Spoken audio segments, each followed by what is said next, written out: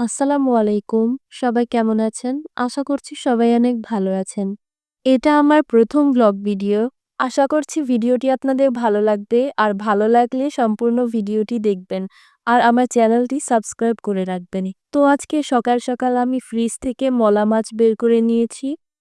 এবার এগুলোকে কেটে ভালো করে ধুয়ে পরিষ্কার করে নিব। আমি একে, একে সবগুলো মাছকে কেটে ভালো করে পরিষ্কার করে নিয়েছি। আসলে ছোট, ছোট মাছ কাটতে অনেক বেশি সময় লাগে। এইদিকে আমি মাছগুলোকে রান্না করতে চলে আসলাম। আমি আজকে মলা মাছগুলোকে চচ্চড়ি করব। তো এখানে কড়াইয়ে পেঁয়াজ দিয়ে দিলাম। আর পেঁয়াজগুলোকে তেলের মধ্যে ভালো করে ভেজে নেব। আমি কিছু কাঁচামরিচও দিয়ে দিলাম। চচ্চড়ির মধ্যে কাঁচামরিচ দিলে কিন্তু খুব ভালো লাগে। তো এই তো আমার পেঁয়াজ ভাজা শেষ। এবার একে, একে সব ধরনের মসলা দিয়ে দিব। আদা রসুন বাটা দিয়ে দিয়েছি, হলুদের গুঁড়া দিলাম, মরিচের গুঁড়া দিলাম। এবার দিয়ে দিলাম ধনিয়ার গুঁড়া।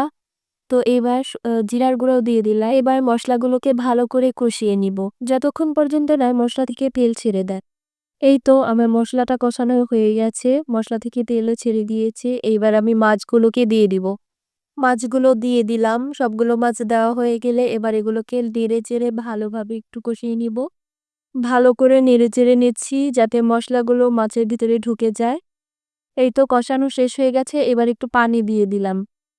এবার একটু ভালো করে নেড়ে-চেড়ে পরে ঢাকনা দিয়ে দিব।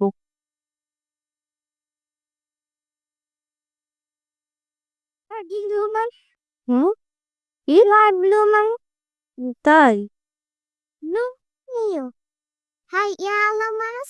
তুমি বলতে পারো না? তাই?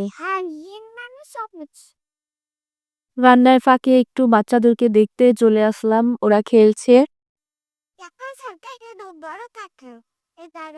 এটা এই বড়টা? বাহির থেকে এসে দেখি আমার মলা মাছের তরকারিটা হয়ে গেছে। ওই ক্লিপটা আর আপনাদের সাথে শেয়ার করতে পারিনি। এখন আমি লাউ শাক রান্না করে নিব। আর লাউ শাক রান্নার আগে আমি এভাবে একটু ভাপ দিয়ে নেই আগে। আপনারা কারা আমার মতো লাউ শাক রান্না করার আগে ভাপ দিয়ে নেন? কমেন্ট করে জানাবেন। অনেকেই নাকি পেঁয়াজ ভেজে একবারেই রান্না করে ফেলে। আমি আবার একটু ভাপ দিয়ে নেই, না হলে আমার কাছে কেমন গন্ধ লাগে। লাউ শাক রান্না করলে আমি সবসময় আলু, শিম এগুলো দেই। আমার কাছে আলু, শিম ছাড়া লাউ শাক একদমই জমে না, ভালোই লাগে না। আমি যখনই রান্না করি আলুও দেই প্লাস শিমও দেই। জানি অনেকেই এভাবে খায়।